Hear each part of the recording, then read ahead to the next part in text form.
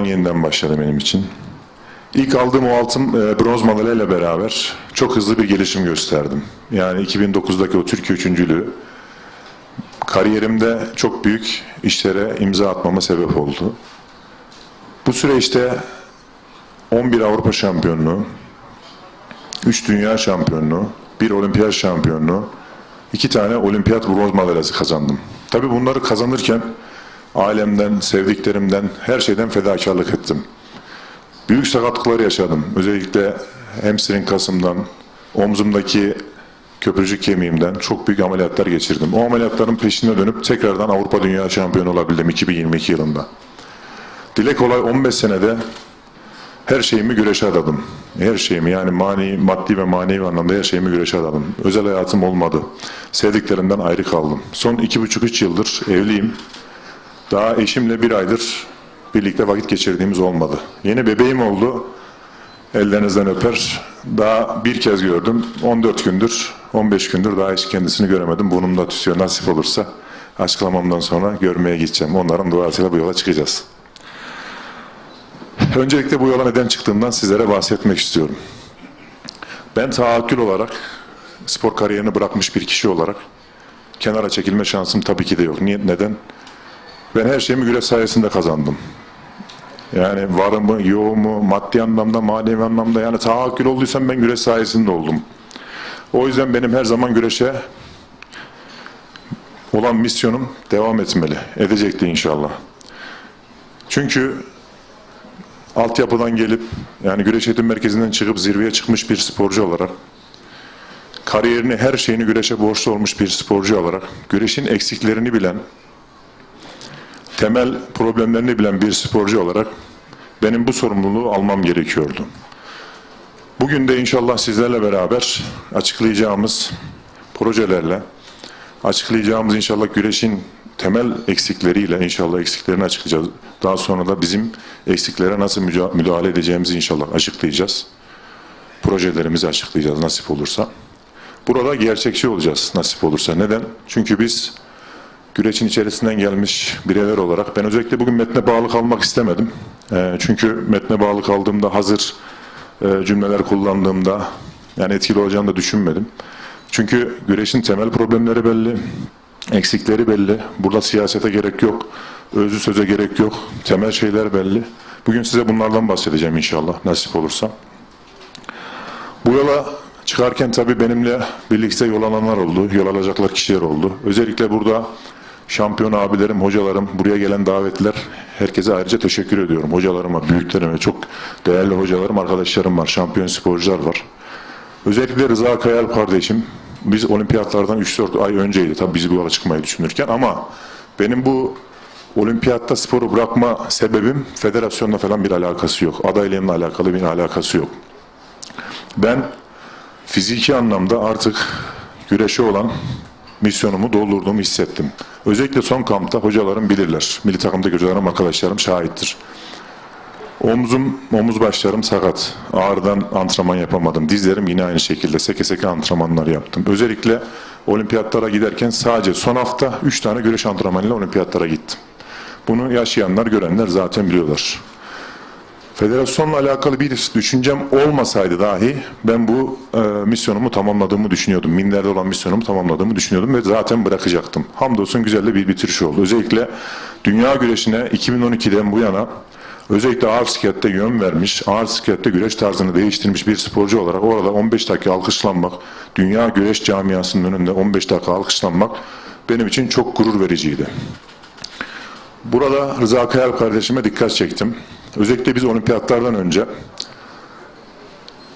bu kararı aldığımızda sağ olsun dedi ki, Taha dedi, ben dedi her türlü yanındayım kardeşim dedi. Bu işi dedi en iyi yapacak olan kişilerden bir tanesi sensin. Biz dedi beraber yola çıkacağız. İnşallah beraber olacağız dedi. Sağ olsun. Kendisinin desteği o anlamda çok önemliydi. Hiç ego yapmadı, kibir yapmadı. Bize dedik ki biz neysek sen olsun. Senin sözün bizim sözümüz, bizim sözümüz senin sözün.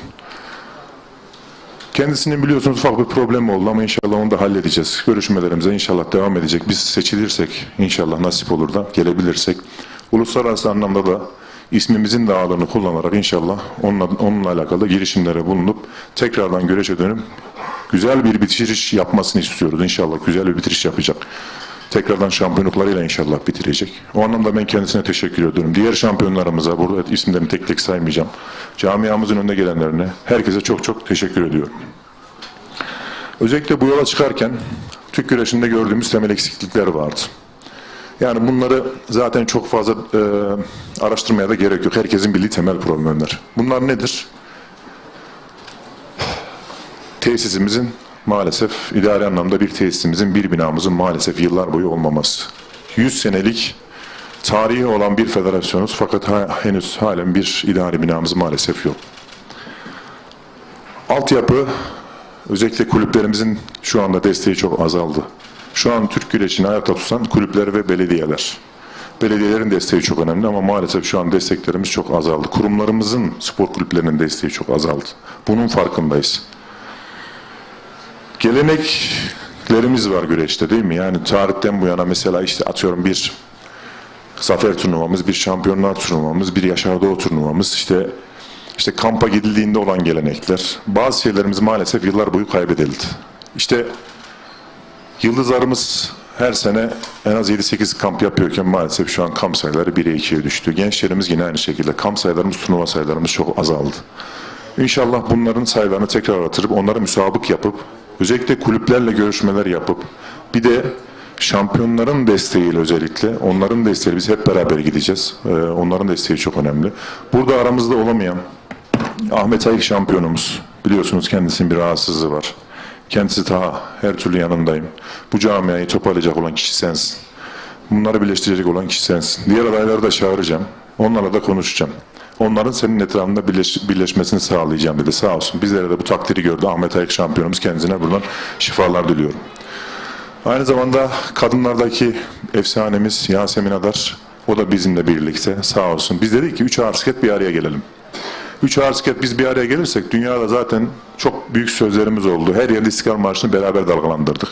Sağ olsun onun da bizimle birlikte olması bize güç katacaktır. Özellikle kadınlar güreşinde her şeyine hakim olan bir sporcu olarak Yasemin Adar yöneticilikte de bize çok faydası olacaktır. Ona da buradan kendisine teşekkür ediyorum. Daha sonra özellikle müsabakalardan bahsettim. Yıldızlarımız senede bir maç yapıyor. Türkiye şampiyonası. Bir de girersek Yaşar Zafer turnuvası. Yenildikleri anda hiçbir müsabakaya katılmıyorlar. Bu da ne oluyor? Müsabak olmamanın verdiği şeyden dolayı müsabakalara gittiklerinde heyecan yapıyorlar. Ayakları yere basmıyor. Bunların müsabaka sayılarını artıracağız. Liglerin statüsünü değiştirip maç sayısını artıracağız ve liglerde inşallah sponsor bulup ödül getirmeyi düşünüyoruz. Ve özellikle liglerde de şunu yapacağız. Müsabakaya çıkmama durumları oluyor. İşte diğer turları düşünenler oluyor. Bunu da önüne geçeceğiz nasip olursa. Müsabakaya çıkmama durumu olmayacak. Çıkan herkes maçının müsabakasını yapacak. Çünkü zaten yaptırma amacımız müsabık olunmasını sağlamak. O yüzden bunun da önüne geçeceğiz. Nasip olursa. Daha sonra az önce idari binamızın olmamasından bahsettim ve kurumsallığın maalesef olmamasından bahsettim. Özellikle federasyonumuzun kurumsallaşmasını sağlayacağız. Kurullarımız olacak. Öncelikle güçlü bir yönetimimiz olacak nasip olursa. Bu güçlü yönetimle de beraber inşallah liyakatli kadrolarla işi eline temsil edeceğiz. Burada teknik kurullarda özellikle güreşin doğayenlerine inşallah görev vereceğiz. Büyük hocalarımıza. Onların sözleri bizler için çok önemli. Onları dinleyeceğiz nasip olursa. Sahada ise daha dinamik inşallah dünya güreşinin son halini daha iyi bilen, daha iyi çözümleyen, rakipleri daha iyi tanıyan hocalarımızla çalışıp daha dinamik bir inşallah yapı oluşturacağız. Daha motivasyonu yüksek bir inşallah ekip oluşturacağız. O ekiplerle beraber yürüyeceğiz. Çünkü dünya güreşi çok değişti. Özellikle Dağıstanlı sporcuların tüm dünyaya dağılması serbest güreşte ve Greco-Romen güreşte işi biraz zorlaştırdı. Bunun da önüne geçme adına hocalarımızı daha dinamik yapıp gerekirse antrenman verecekleri seviyede olacak hocalarımızla inşallah bir ekip kurup çalışacağız nasip olursa. Sponsorluk eksikliği var. Yine aynı şekilde federasyonumuzun. Özellikle biz şampiyonlar olarak hep biz diyorum. Çünkü bu süreçte artık hiç ben lafını kullanmayacağız nasip olursa. Camiamız zaten beni tanırlar. Ben bu yola çıkarken nasıl 15 senede kişilere, insanlara dokunduysam ve mütevazi kalabildiysem buradan da söz veriyorum inşallah. Güreşi bıraktım ve idarecilik yapıyorum. Yapacağım inşallah nasip olursa. Daha mütevazi olacağım için özellikle dikkat edeceğim için burada tüm camiamız önünde, bu basın önünde inşallah söz veriyorum. Herkesi dinleyen, herkesi birleştiren bir tahakkül olacak. Zaten benim farkım da burada olacak. Ben camianın her kesimine dokunmuş, herkesin takdirini kazanmış, uluslararası alanda başarılar elde etmiş bir sporcuyum. Bununla böyle kalması için inşallah var gücümle, özellikle de ekstra çaba sarf ederek çalışacağım inşallah. Özellikle de ben hata yaptığımda ekibimiz sağlam olduğu için Taha diyecekler, bak sen burada böyle bir hata yaptın kardeşim, bunu böyle yapma. Burada da ben hep kendimi söylüyorum. Yani ben demiyorum, özellikle ekip diyorum, yönetim diyorum, güçlü kadrolar diyorum. Ben yok, biz var. Özellikle hep bunu söylüyorum. Yani bizim temel şeyimde zaten görüyorsunuz. Birlikte güreş, birlikte başarı. Yani sahayı gezdiğimde de insanlara bahsedeceğim şeyler bunlar olacak. Özellikle camiamızda şu var. Tabii ki herkes sevmek zorunda değil ama işte biriyle görüşüyorsun, birinin sözünü dinliyorsun. Ya işte sen onunla niye görüştün? Ya bizim paylaşamayacağımız hiçbir şey yok. Nasip olursa ben tahakkül olarak herkesi bir araya getireceğim. Kırgınlıkları, dargınlıkları inşallah bitireceğiz. Diğer adaylarımız inşallah onlar da çalışmalarına devam ediyorlar. Türk güreşine katkı sağlamak için. Ben onlara da başarılar diliyorum. Onların yanındaki arkadaşlarımıza, hocalarımıza da yine aynı şekilde başarılar diliyorum. Onların amaçları da güreşte yine aynı şekilde başarılı olmak. Ben onlardan da faydalanacağım nasip olursa. Onlar diğer adaylarımızın yanında diye ötekileştirmeyeceğiz onları. Ya bizim paylaşamayacağımız bir şey yok. Güreşin şu an geldiği konum ortada. Ben bu seçimi Türk güreş tarihinin en kritik seçimi olarak görüyorum. Burada da karar verirken özellikle delegelerimizden ricam, kulüp yöneticilerimizden ricam. Sizlerin verdiği kararlar belki sizi etkilemeyecek ama sizin o kulübünüzdeki 12-13 yaşındaki çocukları etkileyecek. Yani burada o yüzden sizden ricam, yani kişilere bakmayın. Özellikle kim daha faydalı olabilir? Kimin daha vizyonu iyi? Güreşe kim bir şeyler katabilir? Size zahmet bunlara bakın, bunları kontrol edin. Bunlar önemli güreş için. Ya işte ben Taha'nın yanındaki şu adamı sevmiyorum. Ya işte Taha seçilirse ya o da görev alabilir. Biz nasip olursa herkesi kucaklayıp herkesten faydalanmaya çalışacağız. Adayların yanında olup benim yanıma gelen her kişiye kapım yine açık olacaktır. Onları dinleyeceğiz, onların da sözlerine itimat edeceğiz. Belki onlardan da faydalanacağımız şeyler olacak. Bu yüzden tekrardan camiamıza ricam, burada özellikle Türk güreşinin geleceği için aklı selim düşünmeleri. Aklı selim düşünüp aklı selim hareket edelim inşallah. Biz zaten sahada hepsine tek tek dokunacağız. Bütün yöneticilerimizi, idarecilerimizi hepsini tek tek ziyaret edeceğiz. İsterse karşı tarafa imza versinler, isterse oy versinler, hiç fark etmiyor. Hepsinin yanına gideceğiz. Çünkü zaten bize yakışan budur. Çünkü bizim halletmemiz gereken şeyler, işte federasyonumuzun idare binası, tesisleşme, aynı zamanda işte liglerin statüsü. Biz Allah'ın izniyle üst kademedeki işleri halledeceğiz. Alt kademedeki işleri zaten hocalarımız, sağ olsunlar, teknik ekiplerimiz, teknik kurullarımız, eğitim kurullarımız çalışarak, olimpik kurullarımız çalışarak zaten sahayı halledecekler. Bizim problemlerimiz daha temel problemler. Biz onları halletmek için uğraşacağız. İnşallah nasip olursa. Daha sonra tabii milli takım kriterleri falan dedik. Aslında ben bunları tabii ki bunlar da birer problem ama bunları ben kendim için problem etmiyorum. Bunlar hallolacak şeyler. Bunlar basit şeyler inşallah. Bunları da şöyle halledeceğiz. Benim en önemli projelerimden biri bu olacak. Nasipse bir çalıştay yapmayı düşünüyoruz. Bu çalıştay da daha önce yapılmadı. Seçimlerden önce yapmayı düşünüyoruz. Biraz zor olacak. Herkesi bir araya getirmek ama deneyeceğiz. Belki gelmeyenler, kabul etmeyenler olacak ama biz yine de deneyeceğiz bunu. Herkesi davet edeceğiz.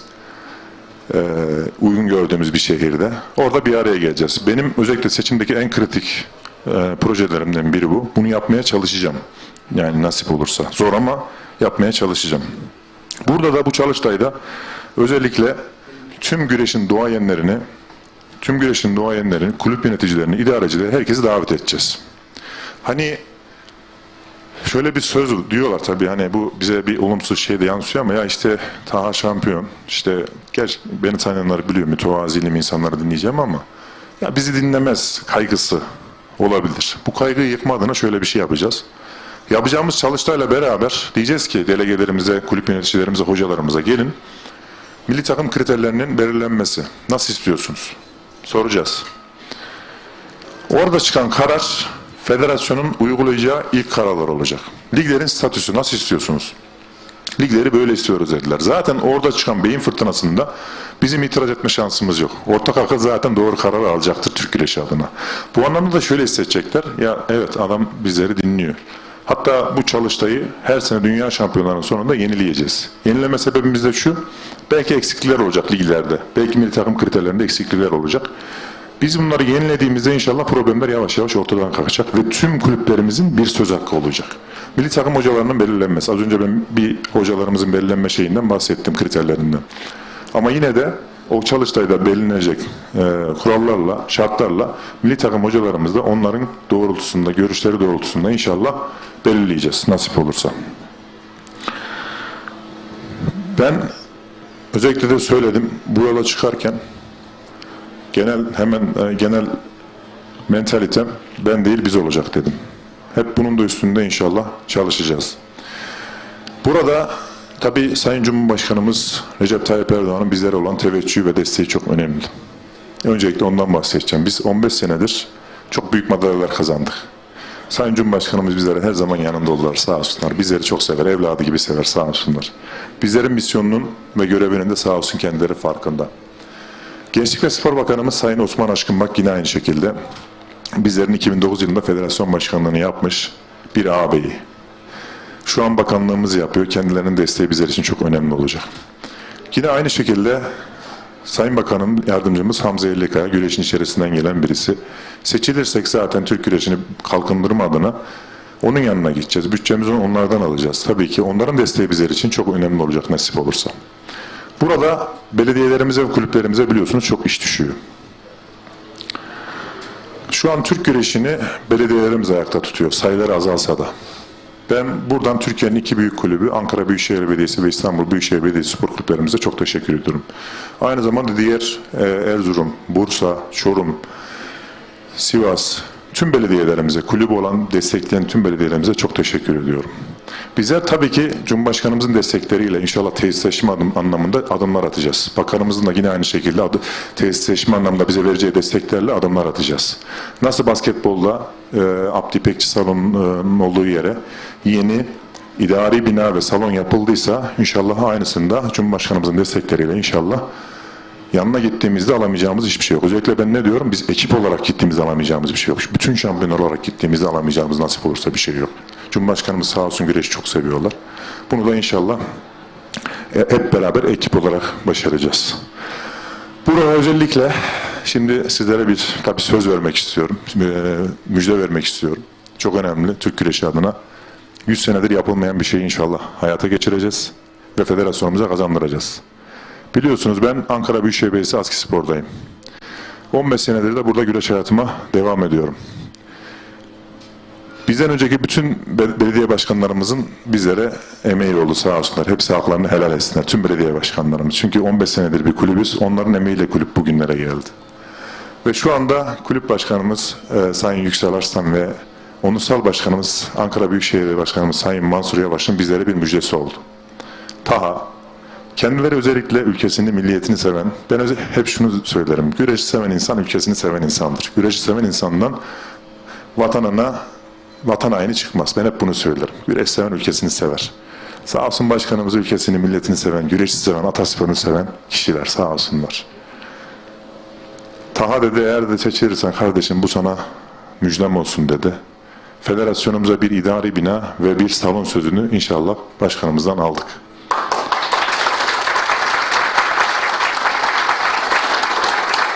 Bu benim özellikle bu yoldaki en büyük vaatlerimden bir tanesi. İnşallah zaten şu an yapımı devam ediyor.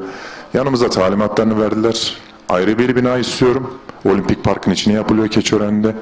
Ovacık'ta belediyemizin yaptığı Olimpik Park, bir park. Şu anda tadilatı devam ediyor. Yapımı devam ediyor. İnşallah oraya federasyonumuza bir idari binamız olacak. Yanında da salon yaptıracağız. Antrenmanınızı yaptınız, geldiniz federasyonumuzu ziyaret ettiniz. Arabanızla inşallah otoparkına kadar geleceksiniz. İnşallah orada herkesin odaları olacak, büyük de bir binamız olacak. Tüm kurullarımızın inşallah orada oturabileceği, vakit geçirebileceği ve görüşmelerini yapabileceği bir binamız olacak. Bu da inşallah Türk güreşinin kurumsallaşması adına tarihi bir adım olacak. Bunun da inşallah buradan sözünü tüm camiamıza, basınımız önünde inşallah veriyoruz. Tekrardan açıkladığım gibi, Türk güreşinin temel eksiklerini gidermek için, gelenekten aldığımız Türk güreşinin gücünü İnşallah önce bugünümüze 2028 için, daha sonra gelecek için 2032 olimpiyatlarına taşıma adına Türk güreşinin gücünü ulusal ve uluslararası arenada tekrardan şahlandırmak için, herkesi birleştirip bir araya getirmek için ve Türk güreşinin tekrardan tarihi boyunca kazandığı o şanlı zaferlere ulaşma adına camiamızın da destekleriyle, sizlerin de destek ve dualarıyla inşallah Federasyon, Türkiye Güreş Federasyonu Başkanlığı'na adaylığımı tüm kamuoyunun önünde açıklıyorum.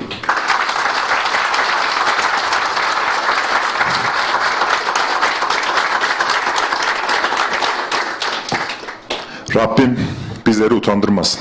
Zorlu bir yola çıkıyoruz. Bu herkes söylüyordu spor gibi değil, zorlu diye. Ben bu zorluğu hissettim. Nasıl hissettim? En yakın gördüğüm arkadaşlarımla bile konuşurken bazen böyle ufak bir siyasi bir tavır hissettiğimde dedim bu iş zor olacak.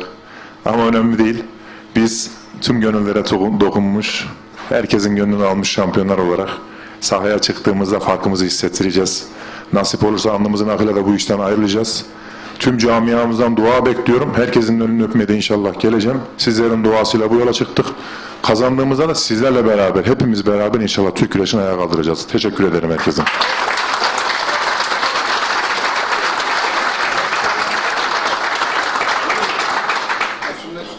Sorusu olan. Recep Tosun, hayırlı olsun şampiyonum. Tek bir soru soracağım. Diğer basın mensuplarında zamanını almayayım.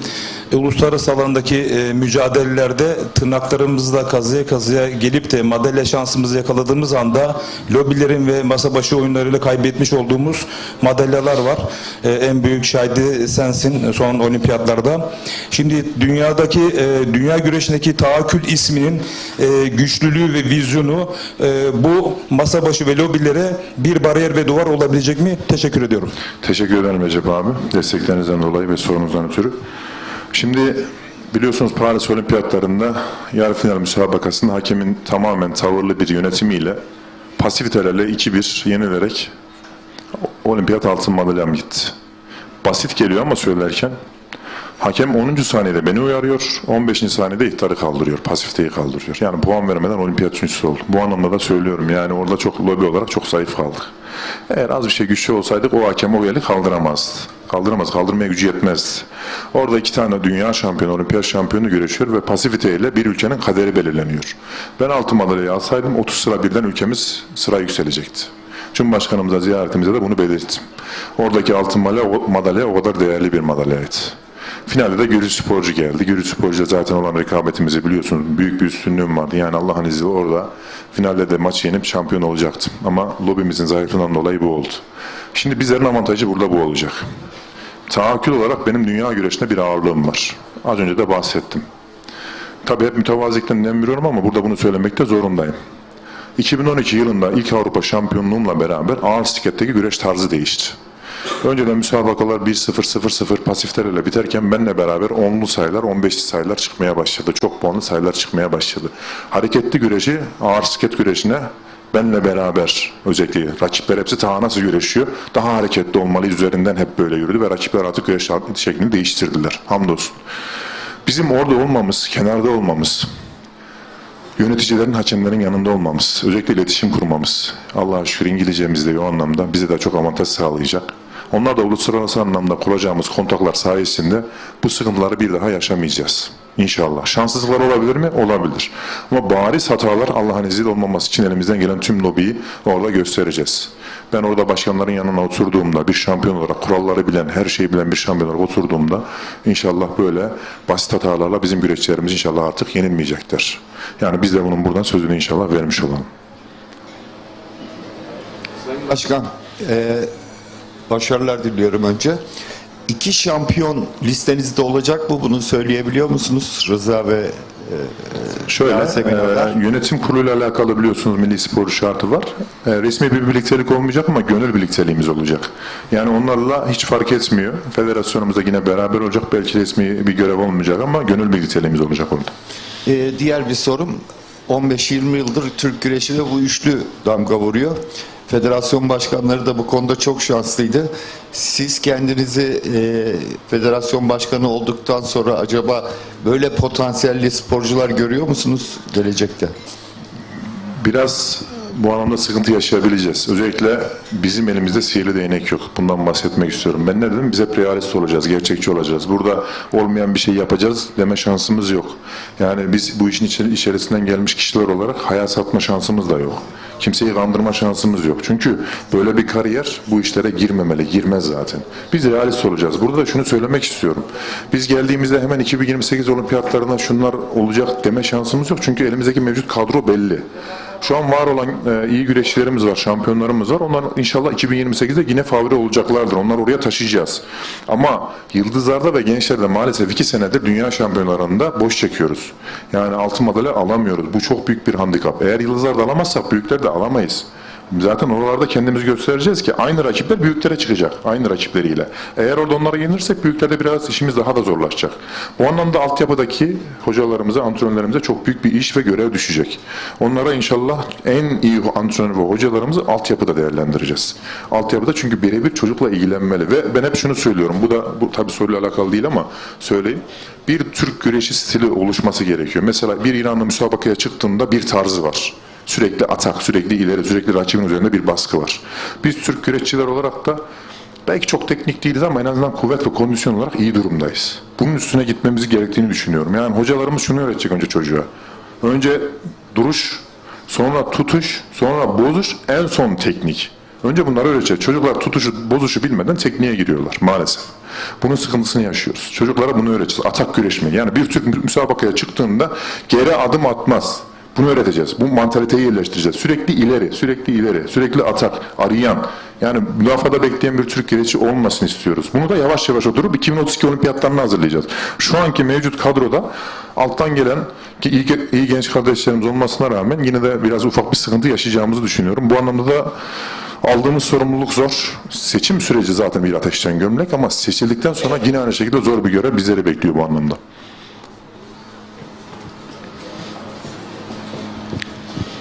Mehmet Çelik, Tekrumeli Televizyonu Spor Müdürü ve tabii 2011 deyince gurur dolu yılların temeliydi belki de Belgrad'da ilk Avrupa şampiyonluğu. 40. Avrupa şampiyonu Taha Akgül'dü ağır siklette. O günden bugünlere geldik. Çok kariyerinize önemli başarılar sığdırdınız. En büyük şahitçisi de bizler güreşe emek veren Tekrumeli Televizyonu olarak çok katkı sağladığımıza inanıyoruz. Tabii biraz önce arkadaşım güzel bir şey söyledi. Ahmet Ayık'la erimeye başlayan Ahmet Ayık'tan sonra teknik kurullar ve tabii FILA'yla Sayın Martinetti ile başlayan Türk güreşinin kurmayları biraz daha güçlüydü. Hem teknik kurullarda hem başkan vekilliklerinde hem de delegasyon noktasında çok güçlü bir Türk güreşi vardı, federasyonu vardı. Son zamanlarda hemen sıcağı sıcağına bir İbrahim Cicioğlu olayı yaşadık. Yine yalnızlığımızı hissettik UVB'de. Tabii Nenad Dolovic ve dünya güreşinin Taha Akgül'üsü olarak sadece Türkiye'nin değil, orada önemli bir portföy sahibi Taha Akgül. Şimdi bu eksiklikleri nasıl gidereceğiz? Bu konuda hazırlıklarda neler var? Bu kadroların doldurulması lazım ki Cicioğlu'nu çok büyük aşamalardan istişareler sonrasında normale döndürdük. Tabii Ender Büyükşen bunu bize orada çok iyi temsil ediyordu. Bu konuda neler yapacağız? Türk Güreş Federasyonu, dünya OVV'nin neresinde olacak? Bir de tabii ki teknik kurullar, antrenörler çok önemli. Biraz önce elit güreşçilerin teknik olarak da bilgiler verdiniz. Bunu önemsedim, bu soru değil ama sorum şu. Ben dünyayı gezen olimpiyat şampiyonu Taha Akgül'den en çok etkilendiği güreş modeli hangi ülkenin diye soracaktım. Evet. Zaten bir cevap geldi. Evet. Türk modelini oluşturacak mıyız? Türk güreş modelini, bu ruh ve başarı tarihimizde var. Çıktığınız yolda da başarılar diliyorum. Öncelikle Mehmet abi, siz 2012'den bu yana hep bizlerin yanındasınız. Güreşe verdiğiniz desteklerden dolayı çok teşekkür ederiz Tekrumeli ailesine ve güreşe dair programına. Dünya Güreş Birliği'nde inşallah gücümüzü artıracağız. Zaten şu an yönetimde olan Rodika Yakşi ve Önder Yakşi zaten oradalar. İbrahim hocamız da Türk güreşinin dünya güreşinin en iyi hakemlerinden bir tanesi. Bir problem yaşadı Azerbaycan'da haksız bir şekilde. Ya kendisine bir mobbing yapıldı. Ama biz İbrahim hocamızın da tekrar eski gücüne gelmesini istiyoruz. Orada güçlü, dünya güreşinde söz alan hakemlerimizden bir tanesi olmasını istiyoruz. Biz Türk güreşçi olarak hakkımız kayrılsın istemiyoruz. Yani bizi kayırın demiyoruz. Sadece hakkımız yenmesin. Biz onun derdinde olacağız nasip olursa. Bunu da nasıl yapacağız? Zamanla, ikili ilişkilerle, temaslarla. Bu bir anda olmayacak. İşte tahakkül seçildi hemen işte dünya güreşinde söz sahibi olduk değil. Gerçekçi olmak lazım. Ne yapacağız? İşte yavaş yavaş işte Nenad Bey'le, diğer yönetim kurulu üyeleriyle. Şimdi benim eşim biliyorsunuz bir de Macar. Macaristan yana da aynı şekilde. Onlar da beni sağ olsun çok sever ve desteklerler. Onlar da UEV'de çok güçlüler Dünya Güreş Birliği'nde. Oradaki temaslarımızı da kullanacağız. O da çok önemli, çok değerli. İnşallah biz orada da kendimizi sevdireceğiz. Türk güreşçiler inşallah sempatik olacak artık onlar için. Sempatik hale getireceğiz nasip olursa. Bunu da zamanla yapacağız nasip olursa. Tüm dünyada kamp yapmış.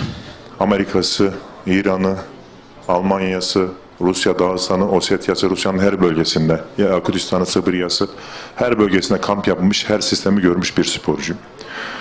Ben özellikle turnuva yapa çok geliştim. Turnuvalarda güreşe, Almanya'daki lig müsabakalarına gide geliştim. İran'daki lig müsabakalarına gide geliştim. Oralardaki tüm sistemleri de gördüm.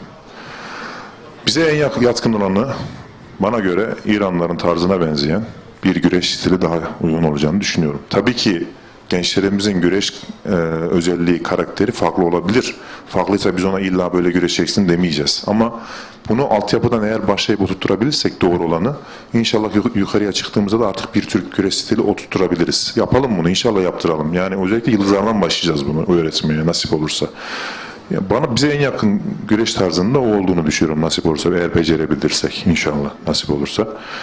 Bir de özellikle bu konu açılmışken Almanya'da lider oluyor biliyorsunuz. Bu da bence önemli. Genç kardeşlerimize bu anlamda da yol göstereceğiz. Almanya ile anlaştılar mı lig müsabakasıyla? Gidebilirler, gitsinler, güreşsinler. Biz oralardan çıktık. Hafta sonu gidiyordum, hocalarım izin veriyorlardı sağ olsunlar. Pazartesi geri dönüyordum. Oradaki bir müsabaka o kadar önemli ki, yani tribünler dolu, 2000-3000 kişi seyirci var. Biz Türkiye'deki liglerde de bunu istiyoruz, bunu yapmaya çalışacağız, renk getireceğiz, biraz rekabeti artıracağız, deplasman lig yapmayı da düşünüyoruz, statüsünü belirleyip ödüllü yapacağız nasip olursa. Aynı Almanya'daki gibi yapmaya çalışacağız. Çocuklar oraya gidiyorlar, her maç bir finale bas. Sanki dünya şampiyonasında finale çıkıyorsun. Öyle bir ambiyans yaratıyorlar. Çocuk da stres yapıyor. O stresten maça çıkıp eğer yendiği anda o stresle beraber o mücadeleyi yapması çok geliştiriyor. Eğer güreşmek isteyenler olursa da onlara şunun dahi rahatlığını sağlayacağız. Bu da önemli. Kamptasın. Cuma günü gittin, pazartesi günü antrenmanda olmak şartıyla git, güreş, gel. Çünkü çok büyük bir fırsat. Zaten turnuvalara gönderemiyoruz çocuklara. Gitsin, güreşsin. Güreşsin, gelsin geri. Çünkü hafta sonu hiçbir şey yapmayacak zaten. Kampta dinlenecek. Orada bir maç, bir aylık bir antrenmana bedel nasip olursa. Onlara da o anlamda da kolaylık sağlayacağız. Federasyonumuzun imkanlarıyla da gidebildiğimiz bütün turnuvalara inşallah çocukları göndereceğiz. Gelişmeleri açısından. Şampiyonum tekrar hayırlı uğurlu olsun Lokman Köseven. Şimdi tabii 40 yıl sonra gelemeyen bir madalya var ve herkeste bir burukluk var. Siz başkan olduktan sonra bu olimpiyatlara tekrar madalya gelebilecek mi, altın madalya, yoksa bu 40 yıllık süreç uzayabilecek mi? Bununla ilgili bir düşünce projeniz var mı? Çünkü en çok güvenilen isimlerden birisi sizdiniz olimpiyatlarda. Şimdi siz de sporculuğu bıraktınız. Bundan sonraki süreci nasıl değerlendiriyorsunuz? 2008'de Ramazan Şahin'den sonra günümüze kadar tek olimpiyat şampiyonumuz benim. 2016 Rio olimpiyatlarında ülkemizin tek altın madalyasını almıştım. Olimpiyatlar çok zor. Yani oraya gittiğimizde, yani dünya şampiyonu sporcularla gidiyoruz. Ama oraya gittiğimizde o ambiyans bize maalesef ağır geliyor. İnşallah genç kardeşlerimize, şu an mevcutta olan dünya şampiyonlarımız Ali Cengiz, Burhan, işte alttan gelen Greco-Romen'de Alperen Berber, serbestte Feyzullah, Osman, işte Soner halen devam ediyor. Ondan sonra Fazlı, Ahmet Duman, güzel kardeşlerimiz var inşallah, başarılı kardeşlerimiz. Bunları inşallah olimpiyat havasına sokup orada başarılı olmadığına elimizden geleni yapacağız. Ama işimiz zor. Olimpiyatlar çok farklı. Avrupa ve dünya şampiyonlarında 10'ar siklet var. 10'ar siklet var. Oralarda serbestten 5, Greco-Romen'den 5, kadınlardan 5 madalya çıktığında basında çok büyük bir ilgi görüyoruz. Çok başarılı gibi görülüyoruz. Bu benim için de böyle olacak. Belki avantaj gibi ama asıl olan olimpiyat. Biz şimdi Avrupa'ya gideceğiz, 15 madalyaya döneceğiz totalde. Totalde 30 siklette 15 madalya başarı gibi gözükecek ama realite bunu bilen kişi olarak olimpiyat hep birinci orada tutacağım ben. Yani oraya nasıl hazırlanırız? İşte olimpik bisikletler farklı, olimpik olmayan bisikletlerdeki zorluk farklı. Bunun bilincindeyiz. O yüzden de oraya güreşebilecek sporculara özel ilgi ve alaka göstereceğiz. Nasip olursa da bu hasreti 2028'de sonlandırmak istiyoruz. Ama yine söylüyorum, o anlamda işimiz biraz zor. Ama sonlandıracak kardeşlerimiz de var. Onlara da inşallah bu gücü aşılayacağız. Değerli kardeşim, öncelikli olarak hayırlı uğurlu olsun diyorum. Sizler gibi daha çok sevgili Taha, şampiyon sporcular görmek istiyoruz. Bunun için güreş eğitim merkezlerinin, kulüplerin dışında bir proje üretiminiz olacak mı? Teşekkür ederim. Şimdi bizim önceliğimiz burada kulüplerin sayılarını artırmak olacak Ömer abi. Burada ne yapacağız? Şampiyonlarımıza bir araya gelip kurumlara, büyük firmalarımıza, Türk Oyaları gibi onlara gideceğiz. Biz onlara gittiğimizde nasip olursa bizi boş çevirmezler diye düşünüyorum. Çünkü Türk güreşi maneviyatı olan bir spor. Türk güreşi çok fazla izlenen bir spor değil maalesef. Güreş izlenen bir spor değil maalesef. Bu anlamda sponsorlar çok yanaşmıyorlar bu işe ama biz onları ikna edeceğiz. Nasıl ikna edeceğiz? Her şeyde gelir gider dengesi gözetmemek lazım. Bazı şeyler maneviyatı olan şeylerdir. Güreş de geleneği olan ta atalarımızdan Osmanlı döneminden gelen bir spor. Bunu yaşatma adına da bizim belediyelerimizin, kulüplerimizin, kurumlarımıza çok ihtiyacımız var. İlk yapmamız gereken kulüp sayılarını artırmak olacak.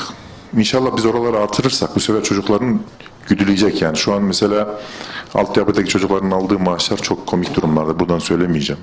Yani dışarıda herhangi bir işe gelse onun 3 katını, herhangi bir işe girse bunun 3 katını kazanabileceği işler var. Yani asgari ücretin çok altında alıyorlar. Bir yemeğe gittiğinde yani maaşının hemen hemen 7'de birini, 6'da birini bir yemeğe veriyor şu an. Şunu biliyorsunuz yani enflasyon çok yükseldi, ekonomik zorluk var.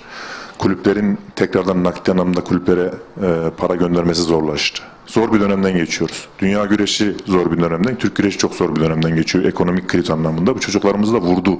En çok altyapıyı vuruyor. Biz Tahakkül olarak, Rıza Kayar olarak, Yasemin Adar olarak çok büyük ödüller kazandık. Biz kendimizi maddi anlamda özgürlüğümüzü kazandık. Devletimizden Allah razı olsun. Bizim bu anlamda bir eksiğimiz kalmadı ama herkes bizim gibi şampiyon olamıyor. O çocukların motivasyona ihtiyacı var. Bu motivasyonu nasıl sağlayacağız? Onlara işte kulüplerdeki destekleyerek, onlara güzel maaş verdiğimizde çocuk en azından kendine iyi bakabilecek, yemeğini güzel yiyebilecek. Kulüpte yemek kötü mü çıktı hemen gidip dışarıda yemek yiyecek. Korkmayacak yani dışarı çıkarken. Korkmaması lazım. Bir yemek yiyeyim derken çocuk korkuyor. Dışarı çıkamıyor. Yani güreşte beslenme çok önemli. Yani şu anki tabloda da çocukların durumu çok zor durumda. Nasip olursa bizim ilk yapmamız gereken abi, İnşallah kulüplerin sayılarını artırmak. Yani gidebildiğimiz her yere gideceğiz, rica edeceğiz. Önce Cumhurbaşkanımıza gideceğiz. Efendim talimat buyurun diye. Onların destekleri inşallah çok önemli olacak bizler için. İnşallah zaten Cumhurbaşkanımız bir gönderdiğinde de bir boş dönme şansımız olmayacak yani. Son iki soru evet. Son iki soru. Sormak istedim. Var mı başka sorumuz? Şampiyon yok. Yok abi. Tamam. Tekrardan buraya geldiğiniz için, bizleri yalnız bırakmadığınız için basın mensuplarımıza, camiama çok teşekkür ediyorum. Herkesin duasını bekliyorum. Sizleri de Allah'a emanet ediyorum. Sağ olun.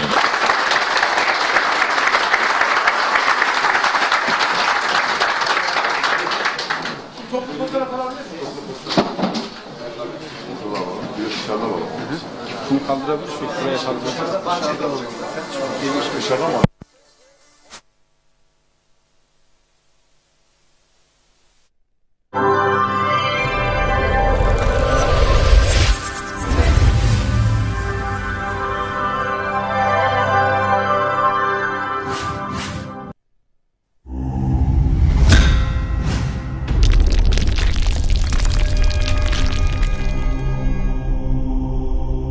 Bizi izlemeye devam edin.